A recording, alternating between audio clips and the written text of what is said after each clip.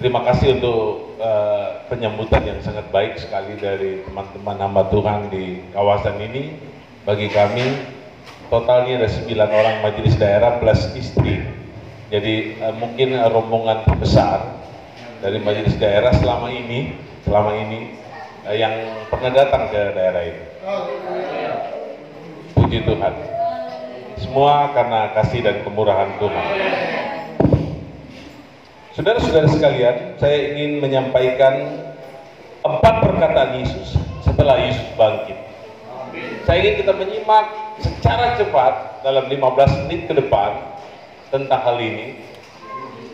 Karena kalau Tuhan Yesus bicara, di situ ada berkat besar. Semua perkataan Yesus itu adalah mujizat dahsyat. Nah, kalau kita menyimak baik-baik semua apa yang Yesus katakan, itu jadi berkat luar biasa dalam diri kita, dalam keluarga kita. Haleluya. Semua mau menyimak dengan baik dan benar. Semua mau menyambut dengan ucapan haleluya yang menggelora. Semua juga akan menyatakan kata amin dengan dahsyat. Nah, kita akan uji ke depan. Nomor 1. Mengapa engkau menangis? Ini adalah pertanyaan yang ditujukan oleh Tuhan Yesus kepada Maria. Karena yang paling menderita batin saat Yesus mati itu adalah Maria. Yang paling terpukul karena perempuan ini sangat cinta Yesus. Ketika Tuhan Yesus mati dengan cara yang tidak wajar di kayu palang, di Golgota, yang paling menderita itu adalah Maria. Karena Maria dibebaskan oleh Tuhan dari 7 roh jahat. Dia rasa bahwa dia sudah diselamatkan oleh Tuhan. Dia mendapatkan kasih yang bernilai sangat tinggi. Jadi ketika Yesus mati, dialah yang paling sedih. Dan kita tahu kemudian orang pertama yang menservis Yesus setelah mati 3 hari adalah Maria. Dia pergi beli rempah-rempah, kemenyan dan mur. Untuk apa? Untuk meminyaki Yesus, melabur Yesus dengan yang harum. Padahal Yesus sudah mati di dalam kubur. Kubur itu disegel. Tidak mungkin mereka bisa masuk ke dalam kubur. Dia akan mengerjakan sesuatu yang mustahil, yang tidak mungkin. Walaupun dia tahu bahwa itu tidak mungkin, dia berkorban juga. Dia pergi beli yang paling bernilai untuk menservis Yesus. Saya juga perlu bilang kepada kita bahwa kita perlu berkorban dengan cara-cara istimewa. Kita harus melayani dengan cara-cara yang ekstrim. Haleluya. Alkitab tulis dalam Yohanes 20 ayat 13. Kata malaikat-malaikat itu kepadanya, "Ibu, mengapa engkau menangis?" Jawab Maria kepada mereka, "Tuhanku telah diambil orang dan aku tidak tahu di mana ia diletakkan." Sesudah berkata demikian, ia menoleh ke belakang dan melihat Yesus berdiri di situ, tapi ia tidak tahu bahwa itu Yesus. Kata Yesus kepadanya, "Ibu, mengapa engkau menangis? Siapakah yang engkau cari?" Tuhan Yesus tahu penderitaan batin dari Maria. Maka Tuhan sendiri yang bicara dari mulutnya sendiri. Mengapa engkau menangis? Kalau Tuhan bertanya, Tuhan tahu jawabannya. Kalau Tuhan yang bilang, Tuhan tahu cara bagaimana menghiburnya. Hari-hari ini banyak orang yang menangis karena ekonominya terpuruk. Banyak orang yang menangis karena sakit.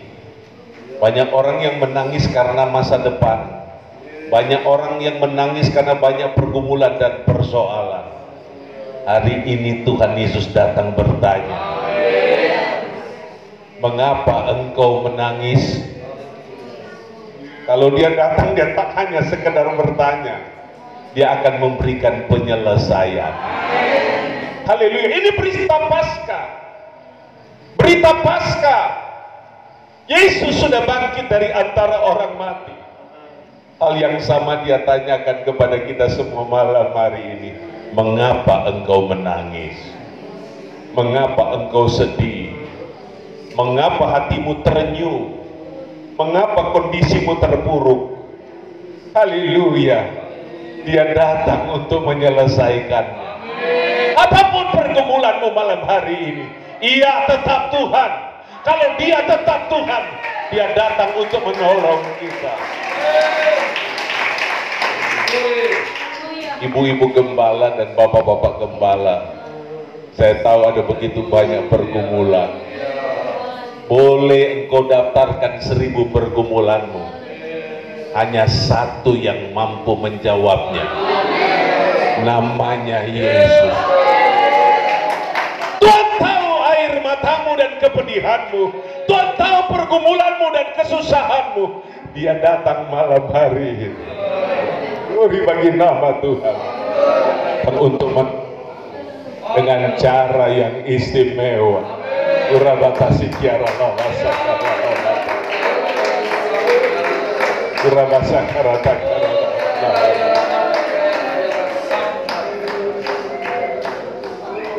Hari ini sudah 138 juta lebih orang di seluruh dunia yang terkena COVID-19. Besok orang yang meninggal sudah mencapai 3 juta orang. Ini kepedihan bumi, kepedihan manusia internasional. Kepada siapa kita lari? Mari kita lari pada Tuhan.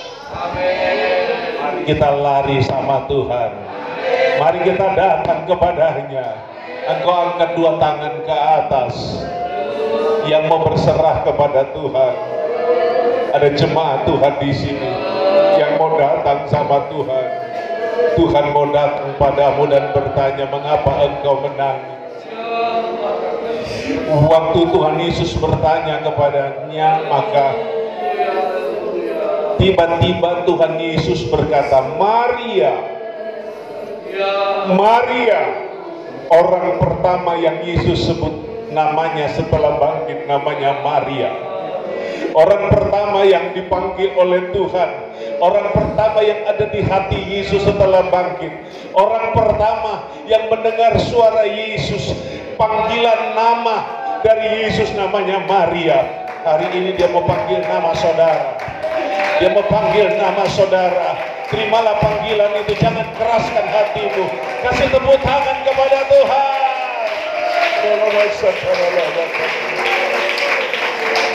Haleluya, haleluya, haleluya.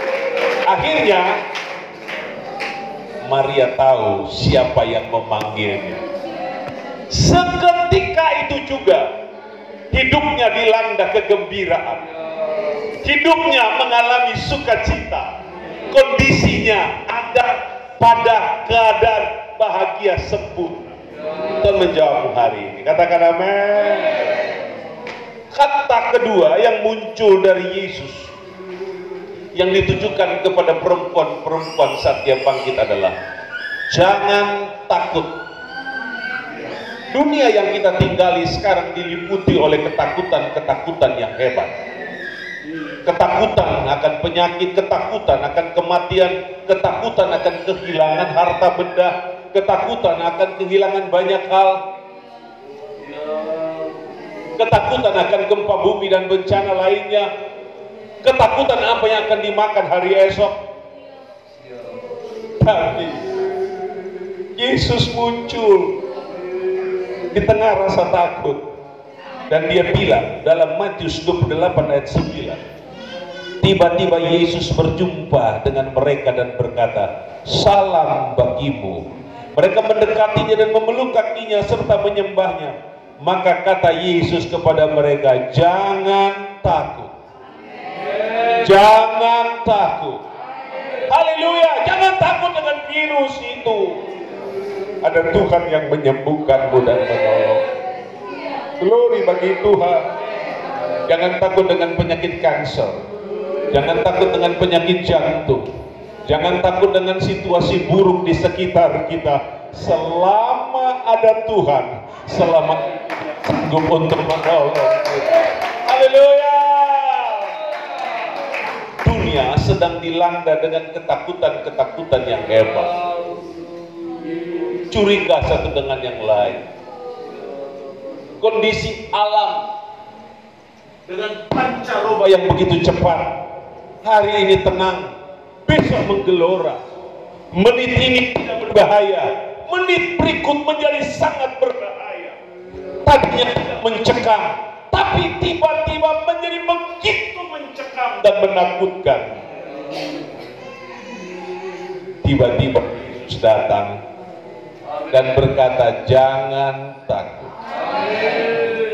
Bapak-bapak gembala, jangan takut. Layani Yesus saja. Yesus yang beri kita makan. Yesus yang beri kita pakaian. Yesus yang sanggup memberikan semua kebutuhan kita secara lengkap. Tidak ada yang mustahil baginya. Ibu-ibu gembala, jangan takut menyekolahkan anak. Ada Tuhan yang menyiapkan fasilitas kepada mereka. Tuhan pasti tolong anak-anak hamba-hamba Tuhan untuk sekolah dan diberkati oleh Tuhan. Seluruh jemaat jangan takut. Ada Tuhan yang menolong kita. Ada Tuhan yang membela kita. Engkau punya perusahaan. Ada Tuhan yang sanggup untuk mengurusnya. Glory, haleluya. Haleluya. Lambaikan tanganmu dan katakan, saya cinta Yesus. Katakan lebih keras. Tambah keras. Put tangan di atas kepala kepada Tuhan. Nomor 3. Tuhan Yesus memberikan sebuah pernyataan yang hebat, yang aku sangat suka. Saya juga rindu, suka kata-kata Yesus ini. Yang dia ucapkan adalah, terimalah Roh Kudus. Siapa yang belum penuh Roh Kudus malam hari ini? Itu adalah janji dari Tuhan Yesus. Kalau dia bilang terima Roh Kudus, tidak perlu ribet, buka saja hati bagi dia, maka Roh Kudus akan memenuhi kita. Peristiwa itu terjadi dalam Yohanes 20 ayat 21.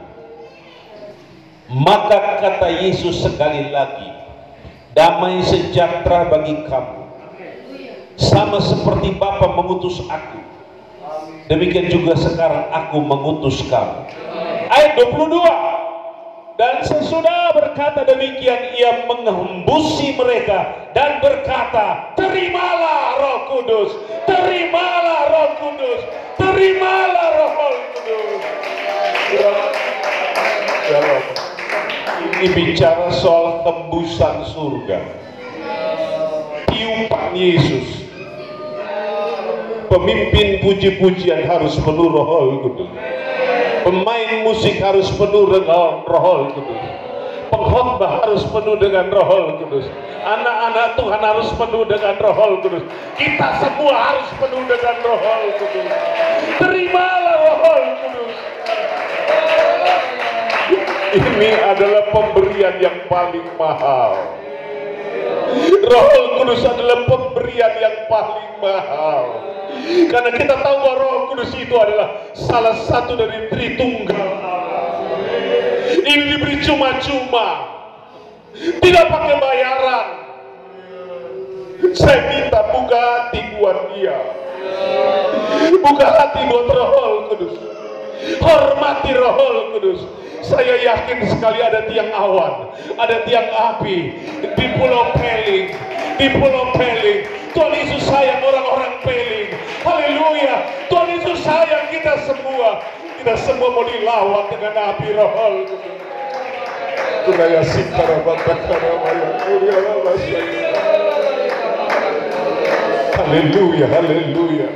Roh Kudus bukan cuma sekedar getaran. Roh Kudus bukan cuma sebuah gerakan, tapi Roh Kudus adalah fakta yang harus bergerak di dalam diri kita dan menguasai hidup kita, memimpin hidup kita.